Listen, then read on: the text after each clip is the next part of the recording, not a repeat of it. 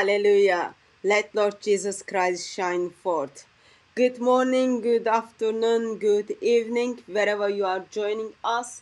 Welcome to another live stream with DCCI Ministries. This is our second live stream today.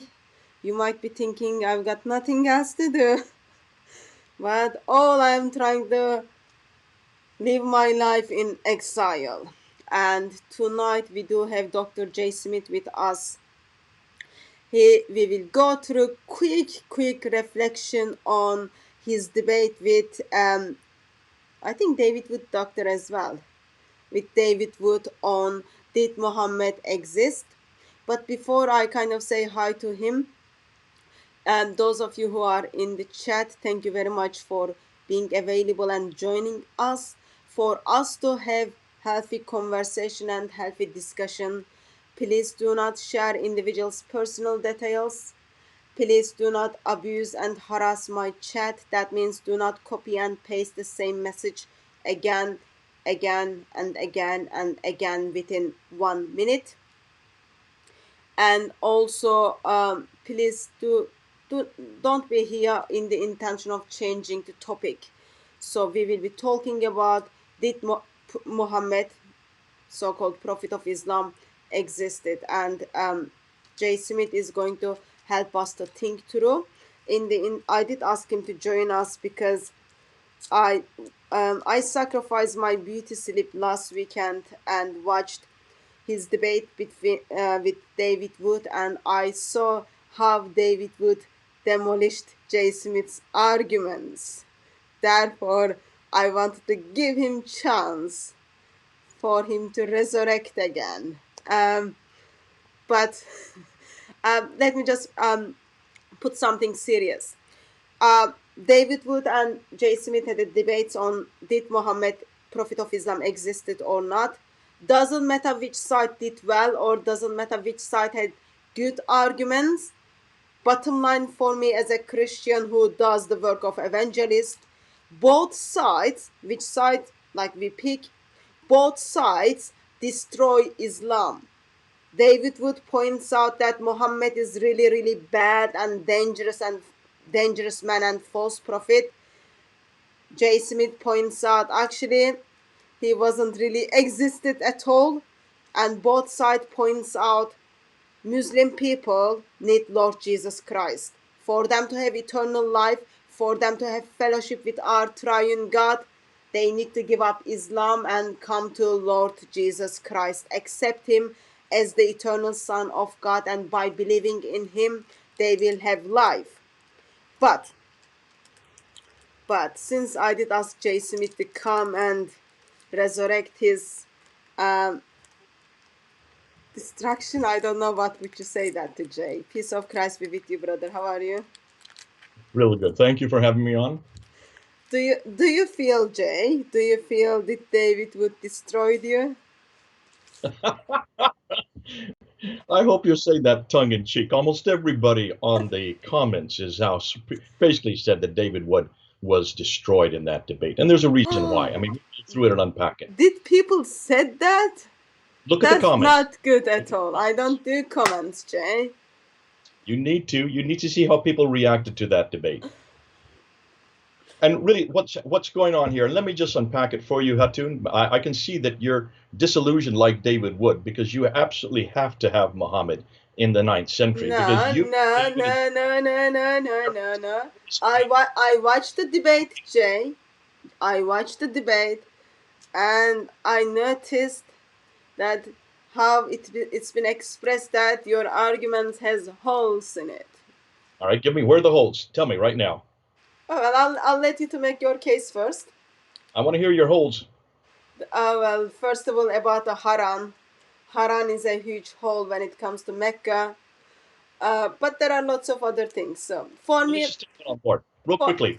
For Hatun, me, bottom line is. And what do you know about Edessa, and what do you know about Mecca? So, for me, bottom line is, we will practice your arguments, and we will practice David Wood's arguments as evangelist. And both sides just gives me material to destroy Islam so that Muslim people will come to Lord Jesus Christ. That's for me, bottom line is this. And I can see someone believes you defeated David Wood. That's already heartbreaking. You got lots of fans in this chat, Jay. Okay, let me just go ahead and give you an overview of why we even did this debate. I think that to lead up to it, Yeah. this is material that I have been working on since 1995. So this is not new material for me. For 25 years, when I first started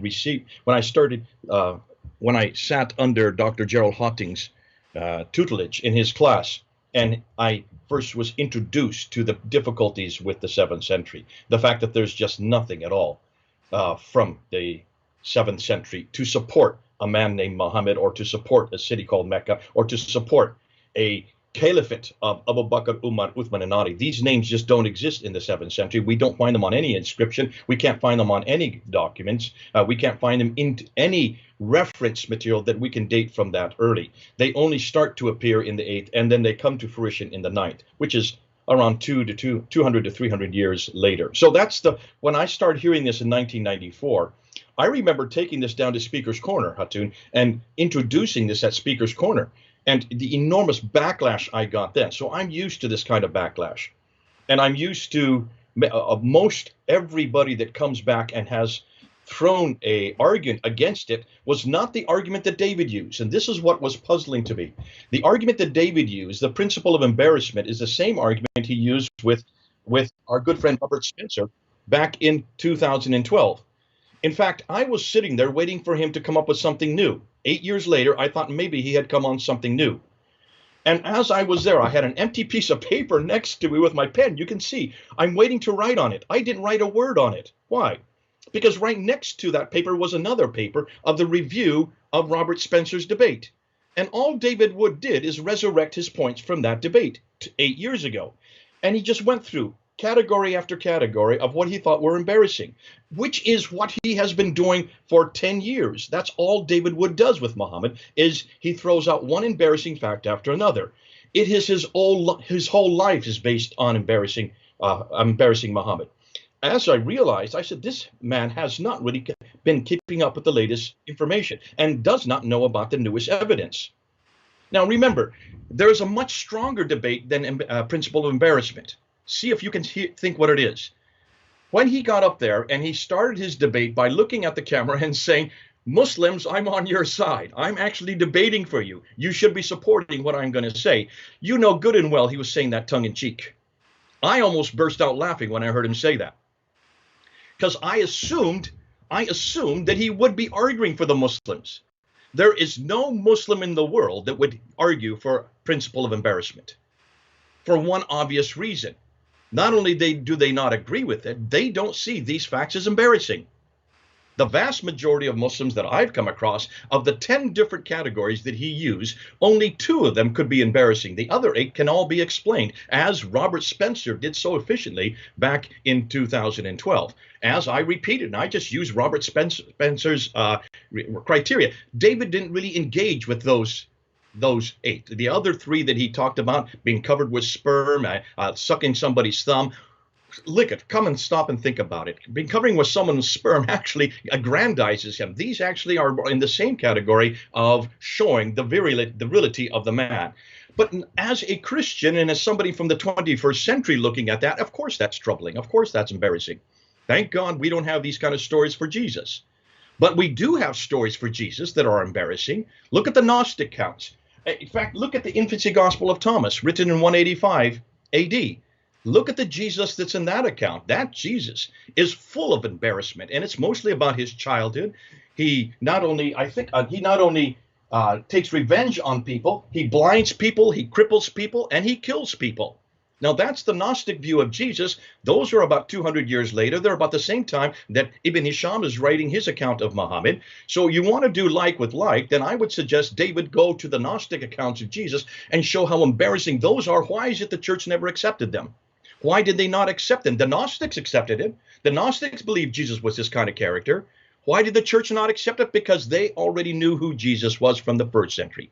They already had count after count. They had 2 eyewitness accounts and 2 other accounts who got it from the eyewitnesses from the first century. Why in the world would they go to something 200 years later that shows all these embarrassing facts about Jesus? In the same token, if David is given evidence as he was on the day, I gave him 30 different arguments. I went 30 different slides. I had to do it in 20 minutes. So, of course, I could not unpack all of them. And he was not ready to defend or even confront any one of those. And he certainly was not ready to accept any one of those 30 pieces of evidence. Instead, he just went right back to his same mantra. It was a mantra. We heard the same thing in every one of the times that he went up to speak. He said it in his opening statement. He said it in his first rebuttal. He said it in his second rebuttal. And he repeated it in his conclusion. And all he could come up with argument or principle of embarrassment. To me, that is not worthy of a debate. And that's not worthy of an opponent that's trying to shut down Muhammad. And I would suggest that David do his homework a little bit better next time, because you cannot keep the same arguments for 8 years and hope that people are going to believe it. And that's why I think we need to be careful. The material that we are now coming up with, and listen, the guys that I want to give a shout out to, people like Mel from Sneakers Corner, people like Bala, and also Murad, who is from the Middle East, who's actually reading the original documents in both Aramaic and in Arabic. We've got to give these guys credit. People like Joe, I can't tell you where he's from. This is the new generation of historians that are coming up, and they are looking at the material, not from the 8th and 9th, they are looking at material from the 7th century, and what they're coming up with is not only mind-boggling, but also makes sense politically. It also makes sense from the time of what was happening in the 7th century. So that's why I would suggest either David get and understand and learn this new material, and I would say the same thing for the rest of you. Look and see what we're coming up with. This is the first debate where we've actually put it out in a public context. We've been putting up videos after videos, but this is the first time we put it up in a public context. Now, I'm going to stop there, but I want us to come back on me and tell me what is the argument he should have used, the argument he did not use, the much more damaging argument that he didn't even mention on the day. There is an argument that the Muslims are putting out there, and the Muslims have been doing this since 1995. When I had my first debate with Dr. Jamal Badawi, his response to all this new material was absolutely devastating at that time. Why did not David use it?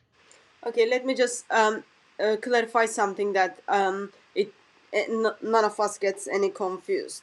So this debate took place between 2 beloved ones, okay, and and in both occasions it's absolutely fine, because arguments David would put forward, we can use those arguments with our Muslim friends in the intention of destroying Islam and helping Muslims to become a Christian. And same the arguments Jay brought forth. So I don't think I am in a place to say maybe arguments needs to be updated or anything. All I just wanted to hear from you, Jay, summary of, because people thought actually you did very well, and I just wanted to have you again give us some reflections, as well as summarize once again for us, so that, because we need repetitions. Once we listen again, we will learn better and then put that in practice with our evangelism. That is the kind of purpose of all. So I don't want anyone to kind of come to the conclusion with thinking like, seriously, 2 brothers destroyed one another. No, point was 2 brothers stood up and they destroyed Muhammad kind of publicly. That's kind of point overall. Yes, well, Jay. I'm still waiting, though, Hatun, for the argument he should have used. Can you tell me what's the argument he should have used? I don't know, Jay. The argument he should have used is argument from silence. This is the argument every Muslim will use, and we've got to discuss this. We've got to unpack this, because the argument from silence is by far the most efficient argument that all Muslims have been using since I introduced it back in that debate at Cambridge University in 1995. And David didn't mention it once. And yet we're going to be amiss if we don't tackle that argument, because that is much more difficult to tackle. And it is the one that has been hounding me for 25 years.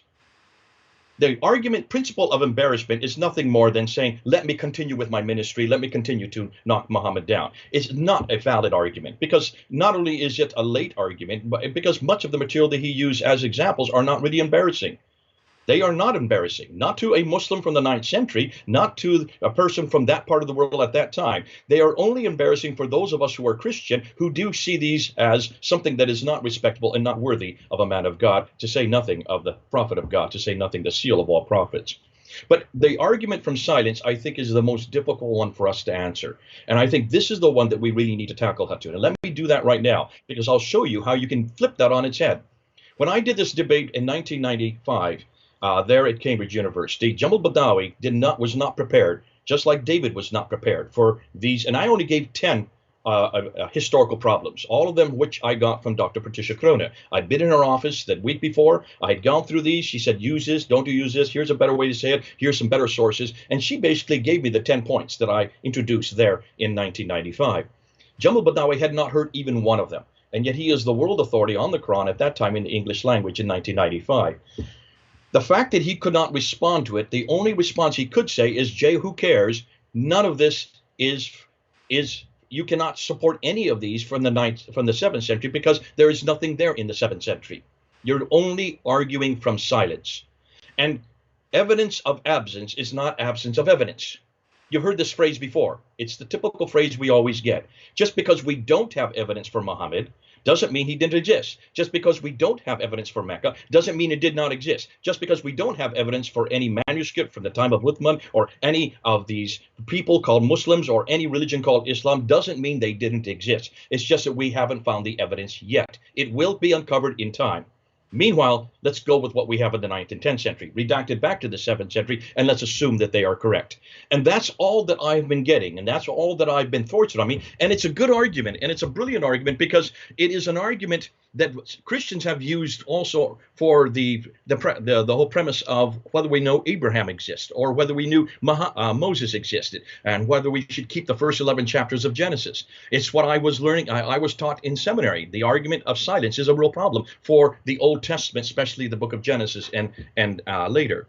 Now, the way to answer that is, why don't we find evidence for it? And we were able to do that with the Old Testament. And that's why the Mari tablets and the Nuzi tablets, the Amarna tablets, the Ebla tablets, those 4 genre of tablets have now supported and supplemented who we now know who Abraham was. We now know where Sodom and Gomorrah were. We now know that Moses got it correct when he was writing it down. He knew exactly the customs of the day, and he got the right places at the right time with the right people doing the right things. In almost every case, we have now found that when Moses talked about things that were good 400 years before his time, he got it correct. Why? Because it is historically accurate. Now, because of that, we needed to do the same thing with Muhammad. And this is where Muhammad, we could have to ask the same thing of Muhammad. Why is it that they can't find anything about Muhammad from the 7th century? The very good reason is because the artifacts now are starting to come to the fore. These artifacts are now coming to play, like the coins. Let's start with the coins.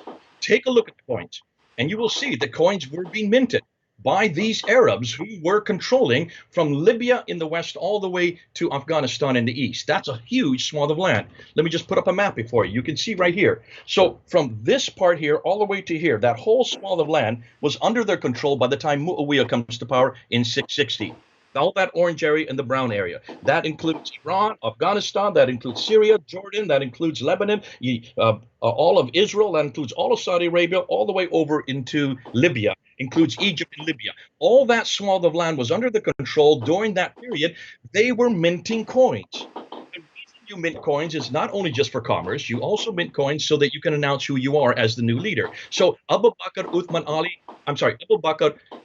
Umar, Uthman, and Ali should have minted coins with their names on it, because every leader of men minted coins. Is there one coin with any of their names on it? There were coins that were coming from that time, from 630 to 640 to 650 up until 661, when Muawiyah then mints his coins. Look at the coins of Muawiyah. That's the first recognizable coins we get for someone from the Umayyad Caliphate.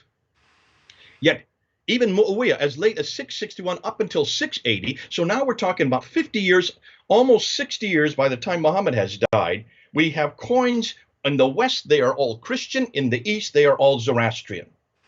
Written in Arabic, with Arabic names, with rulers' names on it, but not Abu Bakr, not Umar, not Uthman or Ali, and certainly not Muhammad's name. Nowhere. And why, if they are Muslims, why in the world are they minting coins with crosses on them over in the West and with the fire altars, Zoroastrian fire altars in the East? That is hugely damaging for Islam. And when Muawiyah, their first great caliph of the Umayyad Caliphate, who should have been a sound Muslim by that time, he says nothing about Muhammad. He rints coins with Khusraw's face on it, and he has Bismillah, which is understandable because Bismillah would be the name for God in both Zoroastrian and also in Judaism and also in Christianity. Allah is the name that is used in Arabic from that time. But then he puts Al-Malik, he puts himself, he's referring to himself. Why in the world would he be referring to himself? Praise be unto God, the king, referring to himself. And here he has the Zoroastrian fire altar on the back, proving that in the East, he was very much accommodating the Zoroastrian. Nothing whatsoever about who he is or what he believed or about what he was about. Not until 692 do we get a coin finally that is Islamic, and that's Abdul Malik's coin, and you know the argument from there on out. Now let's go to the inscriptions. See, the inscriptions, we have 30,000 of these inscriptions, and they are all, none of them are from Mecca and Medina. Look, before we finish with the coins, notice where the coins are minted. The coins are not minted anywhere near Mecca and Medina. The coins in the West are minted in Syria and in parts of Israel. The coins in the East are all minted in Iran. And those coins are being minted while these caliphs supposedly were in power by these caliphs. Yet nothing whatsoever about these caliphs are on these coins. Remember, back in those days, they didn't have TV, they didn't have any type of newspapers or radio or internet to introduce when they came to power. They had to use coins because coins were in the hands of everybody. And that's the best way to announce who you are as the new ruler. And you always put your name, you always put your face on the coin, then you put your religious denomination on the coin to distinguish who you represent. And then you put the date on it and where the mint comes from. In every case, there's nothing Islamic about any of those coins until Abdul Malik comes in. He introduces the Shahada, and the Shahada, take a look at the Shahada, La ilaha illallah Muhammadur Rasulullah. And you look at Muhammad is nothing more than a title of the praised one who is the messenger of God. Who is he referring to? This is where Murad has been so helpful. Murad, who has now unpacked the 4 references to Muhammad in the Quran, in every case they are referring to the praised one, either Jesus Christ or on the coins, it could be Abdul Malik himself. He's talking about himself as the praised one, who is the emissary, the king, like what Muawiyah did earlier as the Malik. He would be the king of God. These are the representative of God, and they're aggrandizing themselves. They see themselves in a messianic character, and this is why they're putting their name. That's why they're putting their references, and that's why they're saying praise be unto God, because they are the ones that are representing God. Now, fascinating what he does do on that one, that he puts and takes off the, he does a mockery of the Byzantine cross on the back. Because of that, Justinian II goes to war with him immediately in 691 and 692. Abdul Malik then introduces a brand new coin in 693. And on that coin, he has his own image on it with the sword there. He's now basically saying, I'm going to take you on. And there he puts the Bismillah, but then on the backside, he mocks the cross, the Byzantine cross. By 698, he then takes the image off, and he only includes reference after reference after reference attacking the person of Jesus Christ. Why? Because he is attacking Byzantine Christianity. At the same time, he builds the Dome of the Rock. All the inscriptions on the Dome of the Rock, the only ones that still last today, they are all attacking the divinity of Jesus, they're attacking the Trinity, and they're attacking Jesus' sonship. This is put there right in Jerusalem, looking down over on the Church of the Sepulchre as a one-upmanship, saying we are now the ones who are attacking everything that you continue to be holy. This is the first time that we see an attack against Byzantine Christianity. Byzantine Christianity had its pilgrimage to the Church of the Sepulchre there in Jerusalem. That's why the Dome of the Rock was built in Jerusalem. And look and see where it's heading. Look and see where it's placed towards. It is directed straight towards Petra, not Mecca. Nothing about Mecca at all in any of these mosques. And this is where Gibson's material has been so exciting, because Gibson has shown that all the mosques, not just the one there in Jerusalem, not just the Dome of the Rock, not just the Al-Aqsa, he is showing that every one of the mosques in every country, as far away as China in the east and India, India in the east, as far away as up in the north from Turkey, down in Yemen, every one of the mosques up until 706 are facing Petra. Not one is facing Mecca.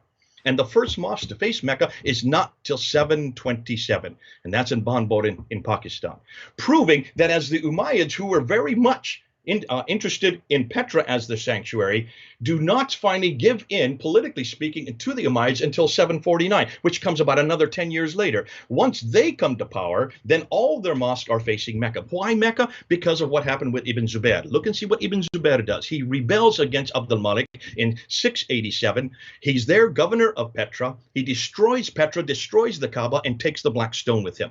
What happens when you take the black stone with you? The black stone is where God's presence is. It has always been where God's presence is. The black stone we can now trace back all the way to the 2nd century BC. Once you take the black stone out of Petra and you flee to the south, you need allies. You ally yourself with the Abbasids who are up in Baghdad. Then the pilgrims follow where the black stone goes. Was not intentional that they created Mecca. They had to create Mecca because of the fact that the pilgrims were all coming to them. So what do? They recreate everything that was in Petra, they recreate in Mecca, but they don't use the same dimensions. And that's what's doing their undoing. And that's why Gibson has done such a great job showing that in Petra, all the material that you see in Petra, the 5 stages of the Hajj, take a look. They all fit to the dimensions that we see in Azraqi's material from the traditions. Azraqi showed the dimensions of the Kaaba. That you find in Petra. You don't find those dimensions in Mecca. Azraqi also talked about the 2 mountains of the Safa and Marwa that you run back and forth 7 times, mimicking what Hagar did to find water for Ishmael. That exactly can be found in Petra. They are mountains. Look in Mecca. They're just pieces of rock, facsimiles, 15 feet high. Those are not mountains. So in everything we're looking at, we're seeing that there is a predate, there is a precedent to almost everything Islam is talking about. The precedent comes from much further north. Everything we have seen. Look at the Qiblas. Look at the Qira'ats. You've been dealing with the Qira'ats. And notice where all the Qira'ats begin to appear. Why is it that of the 30 official Qira'ats that were finally standardized by Al-Jaziri, in 1429, that is the 15th century, 800 years later, take a look at them. 22 of them are from Basra, Kufa, and Damascus, and the majority of them are from Kufa. Why Kufa? Well, I'll tell you why Kufa. That used to be Hira. That is where the original Muhammad lived. That was Iyas ibn Qabisa lived. His nickname was Muhammad. He was a 7th century character. He was a king. He had responsibility for 30 towns. He is the one who in 622, do you see the date? 622? He is the one when Heraclius destroyed the Sassanids. He then takes over and has a reliance with the Jews. That's why he was seen as a safe pair of hands. But he was not a Muslim. He was a Christian.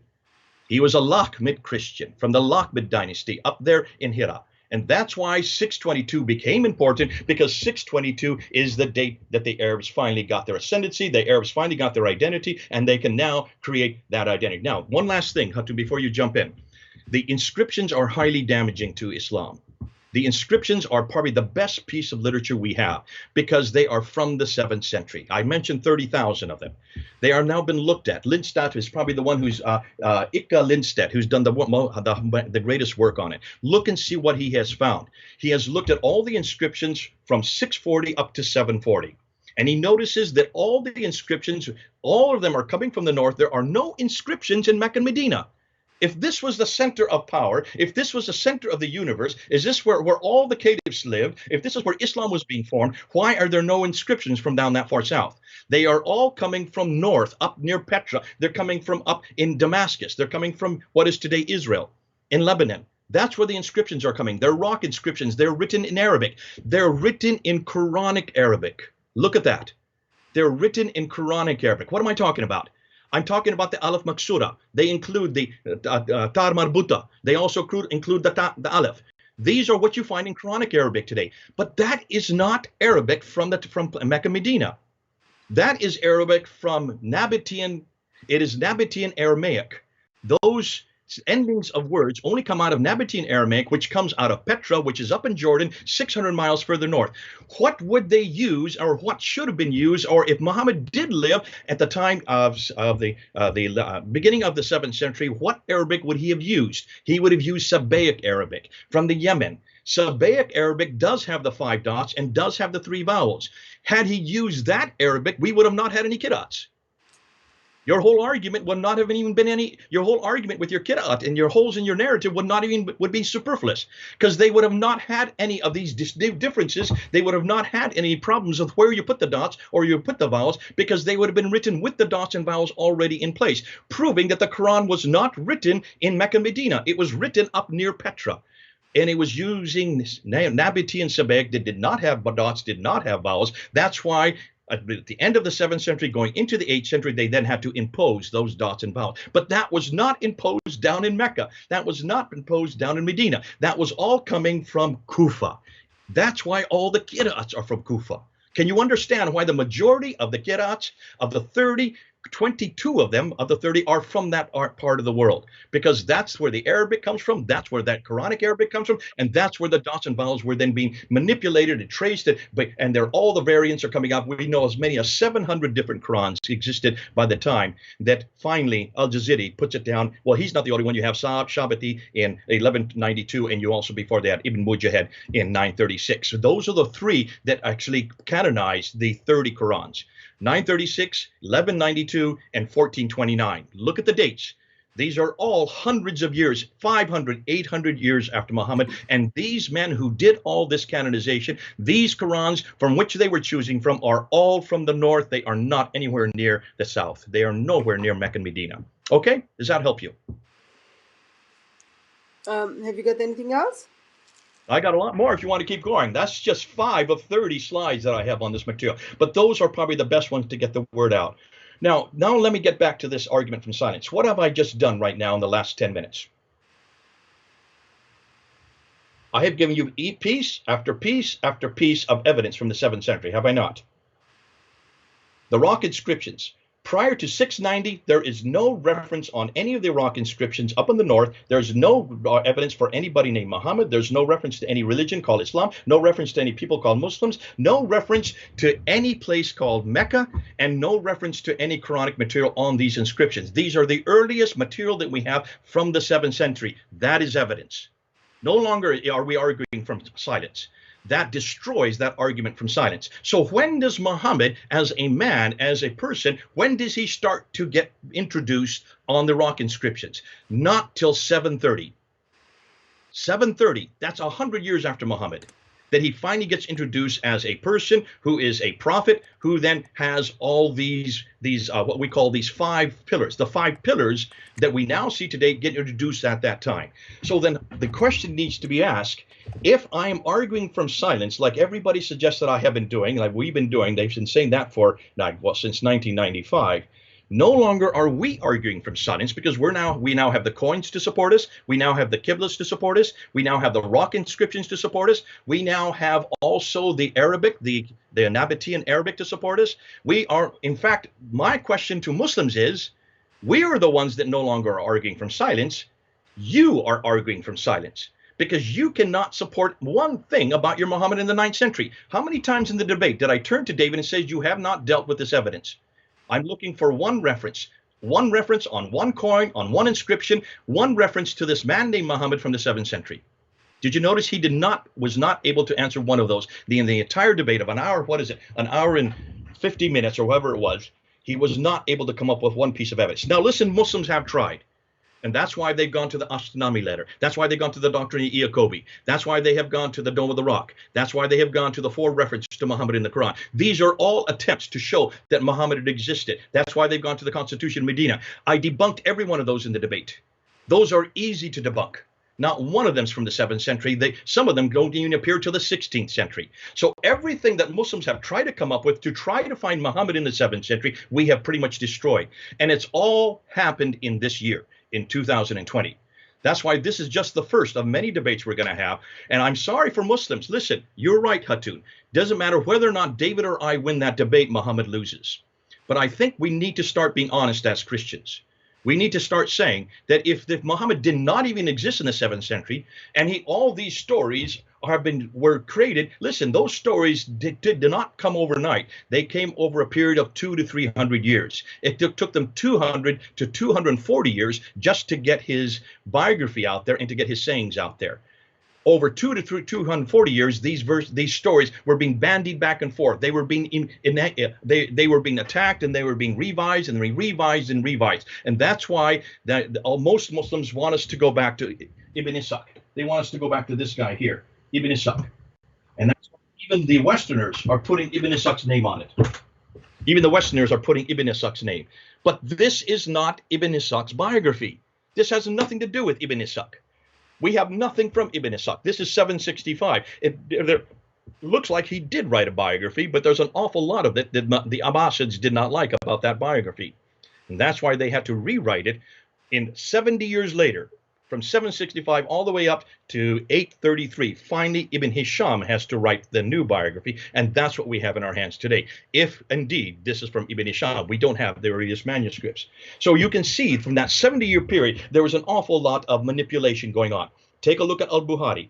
Al-Bukhari was given 6,000 stories, and he threw out 98% and only retained 2%. What happened and what was in that 98%? Wouldn't you like to know?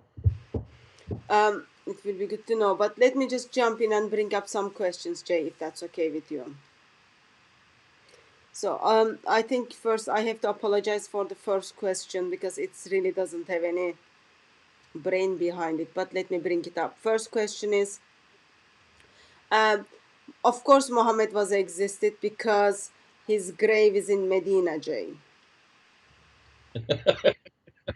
I told you, like, first, just that's the so far what we have, Jay.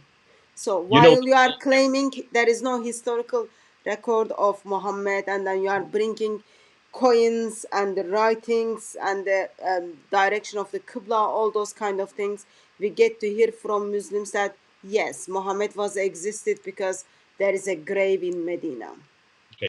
Gibson actually deals with this, and he does a really good job. And he says, listen, if there was this material in Medina from the 7th century, why is it that when they were building these enormously tall buildings that they have all over Mecca right now and Medina, they're building skyscrapers, and these are the fourth highest building in the world, the clock tower. When you build large buildings like that, you have to go into the ground, you have to build foundations. As you dig foundations, you dig up an awful lot of artifacts that are archaic and ancient. And one of the first things that happens whenever large buildings are created in very old cities, you have archaeologists that come around and they want to see those artifacts, because from those artifacts you recreate the history of the city. Gibson went to a conference where there were these archaeologists were there, and he went and he asked this question from these archaeologists: what have you found in Mecca and Medina? Their responses: we have not found a thing except for one fort in Mecca, a Turkish fort from the Ottoman Empire from after 1300 AD. They can't find anything earlier than that. So when a Muslim comes to me and says, of course he existed because we have his tomb in Medina, I'd like for him to prove to me forensically that that tomb goes back to the 7th century. Okay, next question is, Jay. I've lost you. Can you hear me? Hold on a minute. You should be able to hear me, because I know you pressed something wrong middle of your thing, but we were able to hear you. Can you hear me? I can't hear you. Okay. Sorry. The reason Jay can't hear us because something's happened to. Because Jay, while he was speaking, he pressed something and then sound changed. Jay, can you hear me? I can hear you. Can you hear me? Okay. Yeah. Okay. So you are back. Okay. I'm back again. Okay. Next question is, what was at Mecca before the time of Abbasid? The Abbasids. This is the $1 million question that we would like to find out. We can't find anything from Mecca, like I said earlier. We don't find any reference of anything that's prior to the Abbasid period. And I think the reason why is because this is what Patricia Corona brought out in her book, Meccan Trade and the Rise of Islam in 1987, which she got a death threat for writing it. Now, this woman decided to ask this same question: what do we know about Mecca from the Abbasid period or earlier? And she found out that there was no reference of anything, no reference of on any coins, on any artifacts, on any inscriptions, on any documentation for Mecca until 741. 741 is just 8 years before the Abbasids come to power. And that reference to Mecca, as we just pointed out, and as I said in the debate on Saturday, that reference puts Mecca way up in southern Turkey, just below Edessa and above Haran. And that's the inscription is written in 741, but it's never considered to be the Mecca that we're looking at today. It's just the name Mecca. Jay, sorry. Someone is calling me through Skype. Dear Mr. Mohammed, you called yesterday and then I said the same thing. If I am talking someone on the live stream when you call, it just changed my screen. Please don't do that again. Call on Friday. Jay, would you mind being kind and repeat that for me, because I missed listening it, sorry. Yeah, the first reference, if Mecca was such an important city, if it's where Adam and Eve went to when they were thrown out of the Garden of Eden, if in chapter 7 of the Quran, if it's where Abraham lived in chapter 21 of the Quran and rebuilt the Kaaba, then I would suggest it should be probably the most famous city in the history of mankind. So Patricia Corona, in her book in 1987, did a historical analysis of the city of Mecca, and she couldn't find any reference on any of the artifacts, on any of the trading documents. Now remember, Dr. Patricia Corona reads and writes 15 archaic languages. She reads all the languages that existed at that time from the 2nd, 3rd, 4th, 5th, 6th, 6th, all the way up into the 7th century. She couldn't find any reference to a city called Mecca in any documentation whatsoever. Not until the Continuato Byzantia Arabica, which was written in 741 in the 8th century, just before the Abbasids come to power. That's the first reference she could find to the name Mecca itself. However, she didn't read the entire inscription. If you read the entire inscription, that Mecca, the city called Mecca, is just south of Edessa and above Haran in southern Turkey. What is southern Turkey today? But it was never considered to be a sanctuary. It was not Islamic. It was nothing more than the birthplace of where Abraham comes from. That was what it's known for. Now remember, back then in the 8th century, they believed that Abraham came, that Ur was up in southern Turkey. We now know since the 1800s, 1853, because of Dr. Taylor, that Ur is actually in southern Turkey. But they did not know that 1,000 years earlier. So what's fascinating, even that reference to Mecca is the wrong Mecca. It is not the Mecca of the traditions. So where and when did Mecca then come into existence? It looks like it's the Abbasids that chose Mecca, as I said earlier, because of Ibn Zubair, who fled from Abd al-Malik, who fled from the Umayyads, who brought the black stone with him. And in bringing the black stone with him, he also brought God's presence with him. And that's why once he fled down to where he came from, which is around the Taif, between Taif and Mecca, he then introduced along with the Abbasids, because he needed allies, he got the Abbasids from Baghdad, and they introduced Mecca because the pilgrims were coming. Once the pilgrims started following the black stone, they needed to put together a sanctuary, and they used the same references that they had already had, the same 5 stages of the Hajj, what they call the pilgrimage from Petra. They reproduced them in Mecca, but they reproduced them using the wrong dimensions. That's why we pretty well know today that Mecca today is nothing more than a facsimile of the earlier sanctuary, which was in Petra. Okay, and next question is, what is the evidence that black stone was in Petra? And he probably says, I can't find it. Very, very clearly, when you go to the traditions, you look and see what they say about Zubair. In the tradition, Zubair is the one that does destroy. He is the underling. He is the governor of Petra under Abd al-Malik from 685 to 687. In 687, he rebels against Abd al-Malik, and he destroys Petra, destroys the Kaaba, then runs with the black stone. It's all right there. He takes the black stone with him, realizing that once the black stone has left Petra, Petra really has no importance. Now, it's in the traditions. Is there any historical evidence? No, there is not. And like we've always been saying, we don't have historical evidence for the black stone, except we now know where the black stone comes from. And that's something I'm yet to introduce. That we will introduce that in a video. We now know where the black stone originally came from. It actually comes from Elagabalus. Hold on. We're going to show you, because you can see the trajectory of the black stone that starts all the way from the 2nd century AD. So it predates Islam by 500 years. And wherever the black stone was, God's presence remained. That's why it was brought to Petra by the Nabateans. And that's why those who then rebelled against the Nabateans, rebelled against the Umayyads, took it down to what is today the Hijaz. And that's why they then reintroduced the black stone on the new Kaaba. But the new Kaaba is the wrong dimension. It's too small. but it's still there today. However, notice it's not one stone. It's about 8 small stones. Why has it become 8 small stones? I'm not going to tell you yet. You're going to have to wait until we introduce that. That's something yet to be introduced.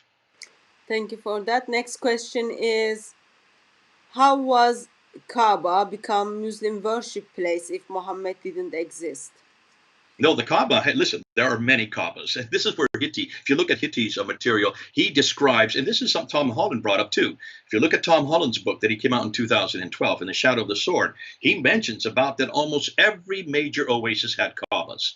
So Khaybar had a Kaaba. So did Yathrib have a Kaaba. So did Taif have a Kaaba. So did Nanjarat have a Kaaba. So did all these great cities along the what we call along the western the Western Plateau all had Kaabas. So did Petra have a Kaaba.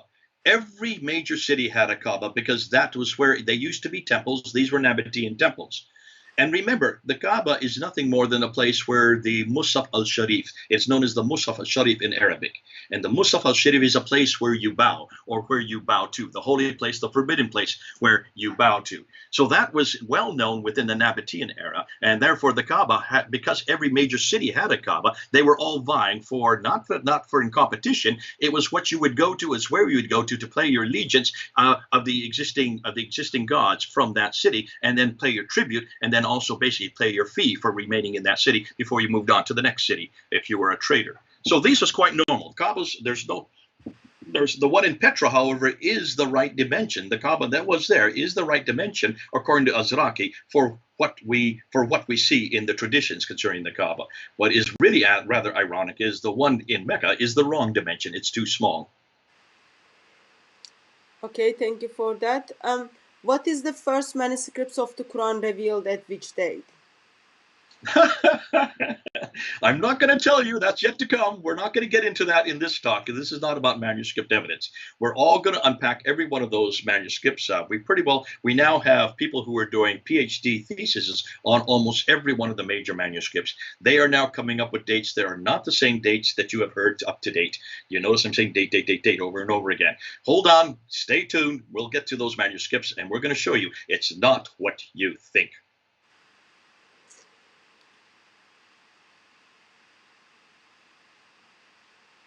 You're out of words. No more questions.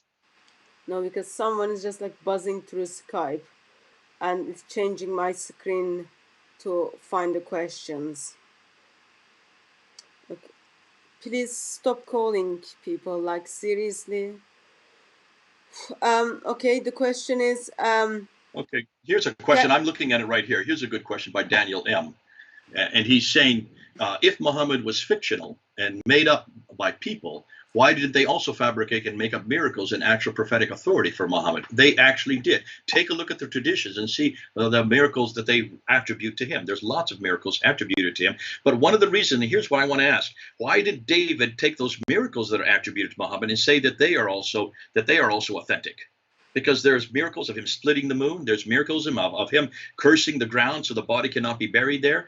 There's miracles of him walking across the water. Why aren't those miracles, which come from the same material that the embarrassing material comes from, why David doesn't accept those miracles then, if he's also going to accept the fact that the embarrassing material is from the exact same period and from the exact same documents? Thank you for that. Now, let me just one step further. And how many of you really believe that Muhammad walked across water? How many really believe that Muhammad split the moon? If you're going to say that these embarrassing stories are true, then why aren't these other stories about his miracles true? You can't have it both ways, folks. Just a side note, just a footnote on that. Remember, Quran denies Muhammad to make any miracles. Jay, a couple of more questions.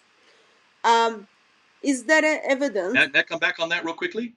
It doesn't deny. It just says he won't do any miracles for the Jews at that time when they asked him to provide a miracle. So the traditions provide the miracles. But I'm saying the Quran is earlier than the traditions, right? So don't use the Quran as a pretext, because I would suggest, yes, that why don't they use the Quran and why don't they show? Because there's not much embarrassing of him in the Quran. Almost all the embarrassing material which you guys are using comes from the traditions which come another 100 to 150 years after the Quran. Is there evidence that Muhammad or the Quran is made up in the Umayyad period? Okay, good case in point. What do we know about the Umayyad period? Do you know what? Do you have any evidence from the Umayyad period, Hatun? I cannot see the. Can you please stop calling from Skype, Mr. Mohammed, and I another think he's doing. Mr. Listen, something? I think he's doing that purposely to try to shut down this Yeah, but like discussion. it's just like changing my screen, and it just. Okay, let's you and I talk then. Hatun, I've got it over here on mine. I can see what people are asking. Let's just you and I talk. If this is so just go back and ask me. If this is so that the Umayyads had an awful lot of material, what material do we have from the Umayyad period? Almost nothing. Isn't that interesting?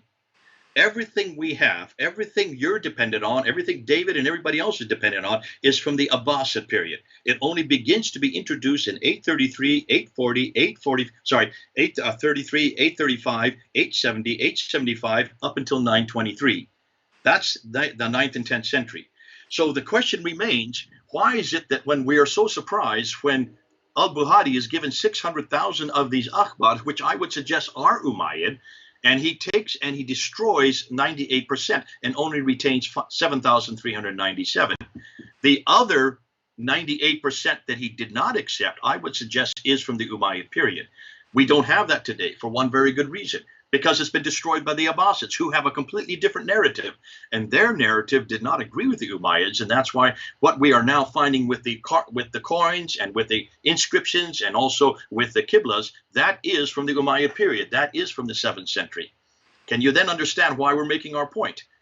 Basically, we're saying we need to go back. Why is it we don't have any reference to Ilyas ibn Qabisa, except al-Buhari does refer to him. He calls him Qabisha. That's the man we should have been looking for. And that's the one who actually created the Arab hegemony and started the Arab identity and started the Arab, it's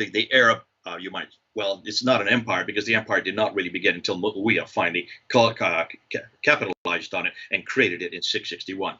But for 40 years, the Arabs were starting to take over ascendancy. And that's why when finally in 661, Muawiyah then creates that first Umayyad Caliphate. That, interestingly, we don't find anything earlier than that. That all then has been eradicated by the Abbasids. And that's one reason why it takes them 200 to 240 years to write down the story of this man and to write down the sayings of this man. Just a practical question, Jay. So, people are asking if you are able to share with individuals the presentation you did on the debate. Is that accessible for individuals to have access? They do, but the difficulty is how to get it to them, because I do not want to put my email out there for them to, otherwise I'll get inundated. As you well know, once you put your personal email out there, it gets inundated. Let me just say this, however. We are about to go from public with the Fander website. On the Fander website, I will put up all 30 of the slides that I used in the debate. And we will continue to embellish them because there's many new slides. Every one of those slides, every one of those pictures that I put up in the debate takes about 15 minutes to unpack. They are summaries of the entire argument. So every slide is a cheat sheet. That's what we call a cheat sheet. All the information you need is in every one of those slides for every one of the 30 arguments.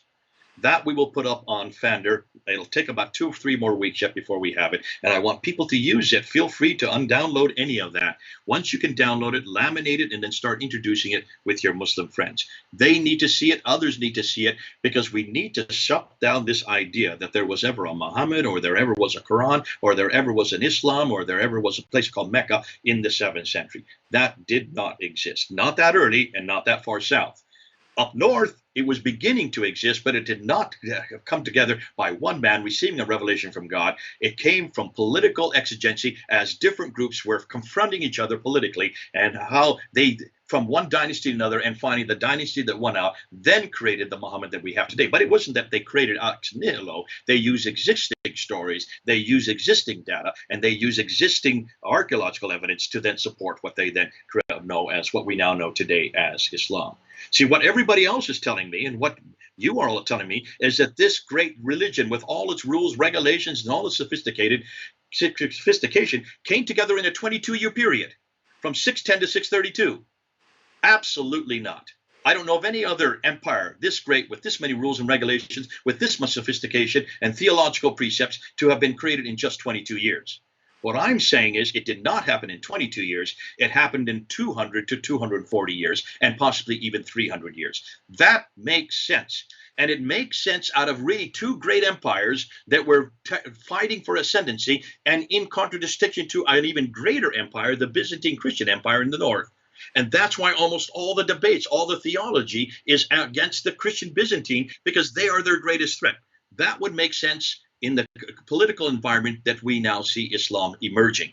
But it would not make sense between 610 and 632, when this city didn't exist, when this man didn't exist, when none of these theological debates would have even existed. There were no Jews living in the Hijaz. Not at all. We don't find any reference to Jews living in Mecca and Medina. So how could there be any reference after reference against Judaism and against Christianity? The Quran is full of references against these two religions, unless, of course, the Quran was written much later.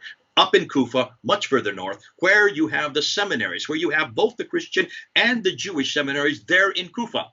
Now it makes sense why the Quran is so anti-Christian and so anti-Jewish. Jay, when is the date that your website is going to go live? I can't give you that. I don't dare to give that. Please don't write it down, because then I'll have to be held accountable to it. And I get all kinds of people yelling and screaming, "You said this on her show, therefore we want to see it." It'll be fander.org. I think either fander.org.uk or fander.com. We have been given rights to it. I have a man working on it right now. It all depends on when he can get it up and running. Okay, so we will keep eye on it once you publish those materials, so we get access and use them. Hatun, let me just say one thing real quickly here. I am very much like you. You are a one-woman show. I'm a one-man show. I do not have a team around me. I don't have all these experts. I have to write all my own papers. I have to put up all my own videos. I have to edit all my own videos. Okay. I have to upload all my. You do the exact same thing. And therefore, people want so much from us. They want us to have had it up there yesterday. And I say, people, please hold down. We don't have teams around us who are experts. We have to do it all ourselves. Therefore, I will try to get it up there as quick as possible. But I cannot promise you anything right now, and certainly not on this show, because I see over almost 500 people are watching it at the moment, and I do not want to disappoint any of them. So let me I need to go, but I just want to kind of ask one more question, two questions actually. I think we will have you as a follow-up on this discussion, because I didn't have that much time to keep you on. But so when on the debate, when David Wood destroyed you, and then offered you your poem for the rap, how did you feel about it? Oh, I felt sorry for the rapper. You felt sorry for the rapper? Why? He messed it up royally. Listen, you cannot rap that unless you know it. That's not fair to him. It was not fair to him. It is the hardest thing to read, even for me to have read, because it follows a cadence, a particular cadence that goes to superfragilistic expialidocious. If anybody knows that supercalifragilistic is absolutely nonsensical, that's the reason why I put it to that music, because everything in there is nonsensical. How can you then rap it and try to come up with a beat on it, and on top of that, come up with some type of rhyme and rhythm? You can see after about halfway through, he finally gave up and says, please, I'm sorry. I cannot go any further. And I felt so sorry. David should not have put him up to that, because it's much too difficult to do. I thought it was so fun. Have you got the poem for us, Jay?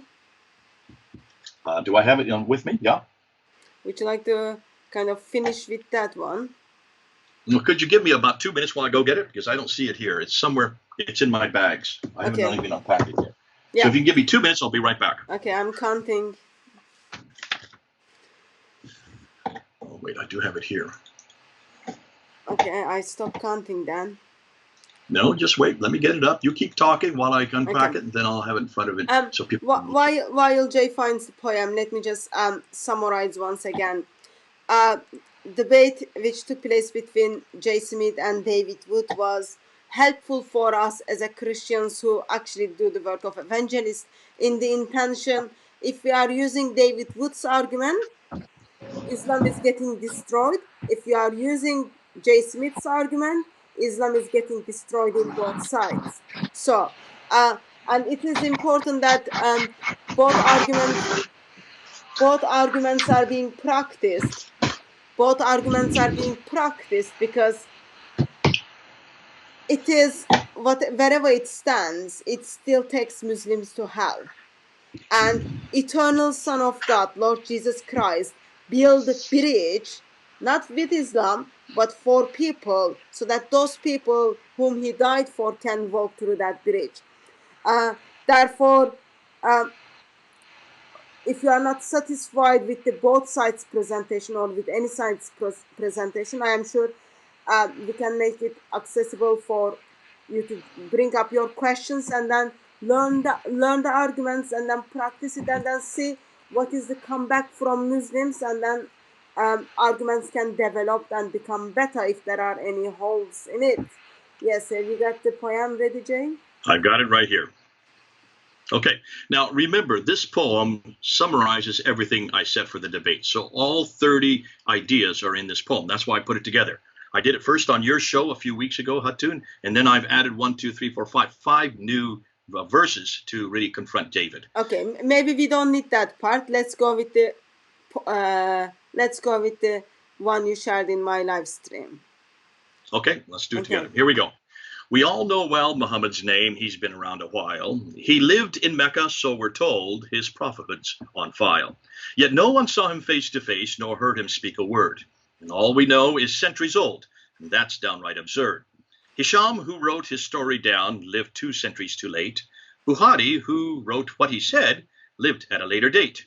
And there was just nothing written down that they borrowed from hearsay and lived in towns way far to north, hundreds of miles away. And so it seems it's all made up by Abbasids, we're told, who sought to purge all previous views and introduce their mold. They needed an identity different from those before. They had no book, they had no man, they needed something more. Muhammad was the name they chose, and Mecca was his town. The Quran was his special book, each word and letter sound. Yet that which they say came from God was written down by men who lived in Iraq, far to north, not even from his ken. The final version they call Hafs was not one of the best. He lied and cheated all the time, much worse than all the rest. The Arabic which it contained, from Hijaz it was thought, its grammar letters just weren't right, especially without dots. So where did it originate? Where could it have come from? Southern Levant is where it hails, again, too far, too north. The mosque became their focal point, their qiblas were confused. When Gibson found they pointed north, he was indeed bemused. Yet what about Muhammad's name? It's nowhere to be found. The Hijaz is the place he walked, yet nothing's on the ground.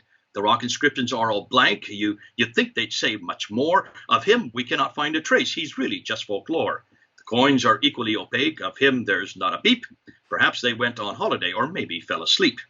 His town, Mecca, where he grew up and where he sought his fate, was not known until 741, 100 years too late. Many have said he wrote letters and sent them all abroad.